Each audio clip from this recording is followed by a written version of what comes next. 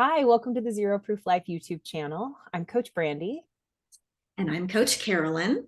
It's so nice to be with you all today, and thanks for watching and listening here on our channel. Today, we're actually going to be talking about ecotherapy, and I'm going to open the doors for Carolyn to talk about this because this is an area of certification and passion for her. And so, Carolyn, would you mind just letting us know first and foremost what is ecotherapy as we get started? Absolutely. Absolutely. So, ecotherapy, well, first of all, I have my certification in ecotherapy. So, I'm considered an ecotherapy practitioner. And so, I'd like to make it known that I am not a therapist, but I am a practitioner of ecotherapy. And ecotherapy really just it rests on the premise of that as people, we have a deep connection to the earth around us, to nature.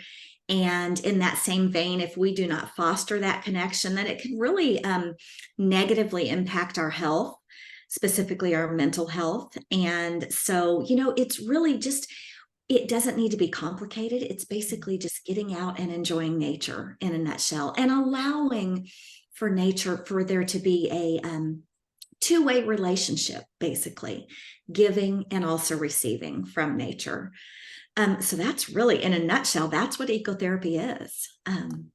Yeah. That's really helpful, Carolyn. As someone who doesn't really know much about ecotherapy, I appreciate that's like a very straightforward definition of it.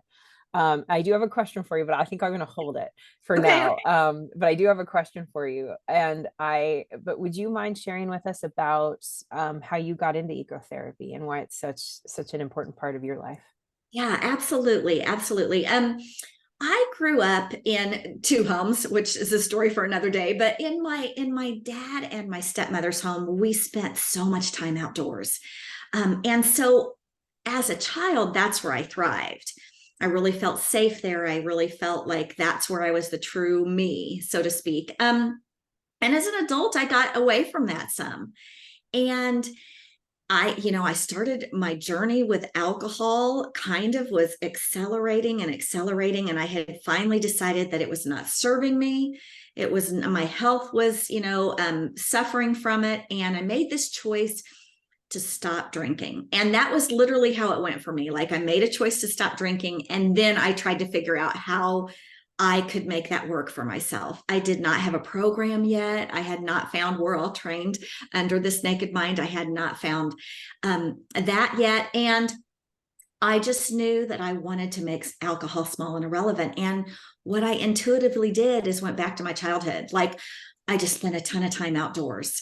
I can't tell you how many miles my earbuds and my feet took during those first few months, because I walked and walked and walked. And often I would kick off my shoes and just stand, my bare feet on the ground, or I would sit on the ground. I would journal outside. I mean, the weather did not matter to me at that point. I just needed to get out in fresh air. And so, really, in that capacity, nature was my healing ally. Um, it allowed me to heal not only mentally and physically, but it also allowed me that space to realize I am so glad I made this decision, and that alcohol was becoming, smaller and more irrelevant in my life. And so, knowing that that was part of my own journey, when I did become a coach, a life coach with This Naked Mind, I realized that I really wanted to dive into it further. And then I found that there's a name for it. It's ecotherapy, right? And um, so I did some searching and found a great certification program, and then learned more and more, and I'm still learning. So yeah, that's kind of how that fell into place for me. Wow, that's amazing, Carolyn. I love hearing that because I don't know that story about you. Uh-huh. And it's as you were talking about it, I could just like picture you out in the wilderness and outside, and just I love that you had that just really innate knowing for yourself of this is what my body needs, this is what my mind needs, this is where I need to be out in the world right now. No matter, and I love what you said, no matter the weather. It Yeah. was just that connection was so important. And then so you did that healing, and then it ended up leading to you finding the ecotherapy certification for yourself and for people to be able to support people in that way. So amazing. Absolutely. Well, thank you. It's Yeah. been a journey, but it's been a fun one. So for sure. Yeah. Well, I'd love then to ask my question that I wanted to come back to until after you explained. And I think I've got a little sense of it, but you mentioned you said a phrase that really like caught my ears. That was, you talked about it's really about being out in nature in a place of giving and receiving. Yes. Could you explain that a little bit more? Sure, absolutely. I mean, one thing in ecotherapy, often we can get in the mindset of what can nature give back to me? What can I take from nature? You know, can I take healing? Can I take the fresh air? Can I take truly take from nature, which would be fruits and vegetables and flowers and all of those things, which is very lovely, right? It's very lovely. But in this relationship of giving back, there's even deeper healing that happens. And so in giving back, it can be something as simple as offering a blessing. Offering a blessing to our garden, you know, thank you for this lovely bounty that you've given me. You know, spending extra time watering a certain plant that appears to be, you know, like it really is thirsty. Picking up, you know, doing recycling, just getting yourself a recycling bin, picking up trash when you're out there. All of those little tiny steps are part of giving back. And then there's also, you know, bigger giving back, which is getting involved in your communities, working on legislation, all of those kind of things, you know, for clean water, clean air, environmental protection type things. But it's really important, and it really stems from indigenous communities. They are where that idea rests from. This nature is our healing ally, but we also, you know, have this opportunity to give back, and that's a beautiful way that they live. So I hope that explains it for you. It does. Yeah. Thank you for that, Carolyn. It's very helpful. And it gives, I think, some very like tangible explanation too for us and how we can experience that giving and the taking. Yeah. So I'm curious, like for people who this conversation is resonating with, and there's interest and intrigue here, like how would you, I mean, you shared how you sort of just innately stepped into it, and not everybody has that, I think, knowing inside. And so for someone who doesn't have that kind of innate knowing that this is something that is going to be necessary for a next step in healing for them in some capacity, alcohol or otherwise, what might be like maybe a couple of ways that you would advise them, or things to do, like things that they could tangibly do? Sure, sure. Taking just one gentle step back from that, I do want to say this because I think it's important. I learned this along the way because I so innately turned to nature as my healing ally.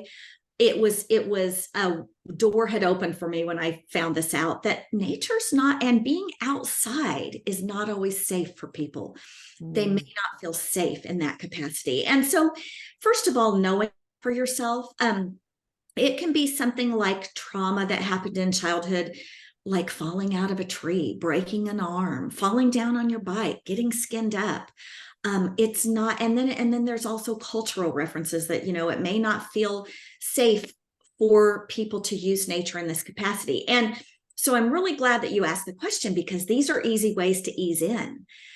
Simply just taking a walk, leaving the earbuds, leaving the podcasts behind, and simply taking a walk out in nature. Listening to the bird song, you know, tuning into your senses. What am I seeing right now? And what am I feeling? You know, that gentle maybe breeze on your skin, the sunlight in your eyes, you know, hearing a bird off in the distance.